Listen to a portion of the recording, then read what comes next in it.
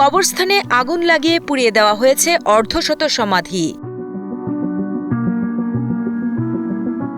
আগুনের লেলিহান শিখায় আপনজনের শেষ চিহ্নটুকু মুছে যাওয়ায় দিশেহারা স্বজনেরা।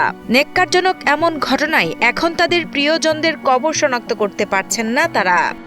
আমি সহ্য করতে পারতেছি না। আমার সন্তানের কবরের কত সন্তান ছেড়ে শুয়ে আছে, কত মার কোলের সন্তান, কত মুরব্বী, কত ফের শুয়ে রয়েছে, যেটা আগুন ধরে দিয়েছে।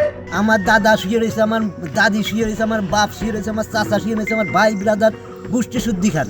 এখন এটা তদন্ত হয়ে যদি কেউ করে থাকে তার সুষ্ঠু তদন্ত তার বিচার হওয়া উচিত। ৩০ জুন ফরিদপুরের আলফাডাঙ্গা উপজেলার গোলাপপুর ইউনিয়নের কুচিয়া গ্রাম ও নোয়াপাড়া সহ ৪টি যৌথ কবরস্থানে দিনে দুপুরে আগুনের এই ঘটনা ঘটেছে।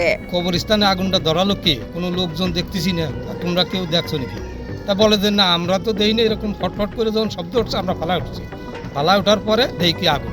যে কামটা ঘটালো কমিটির পক্ষে আমরা বলতেছি যে তারা দ্রুত এই ব্যবস্থা নিক, কারা করছে। আর কমিটির ভিতরে যদি কেউ করে থাকে সেটা তারা দ্রুত বাইর করুক। মৃতদের প্রতি এমন নেক্কারজনক ও পৈশাচিক আচরণের রহস্য উদ্ঘাটন সহ দোষীদের দৃষ্টান্তমূলক শাস্তির দাবি জানান এলাকাবাসী।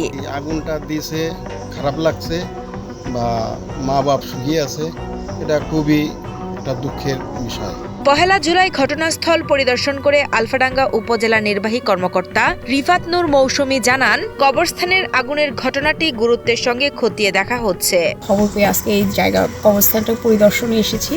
তো এই বিষয়ে এখনো কিছু জানা যায়নি। আমাদের কবরস্থানের যে কমিটির সভাপতি, যে কমিটি আছে, উনি একটা অভিযোগ দায়ের করেছে।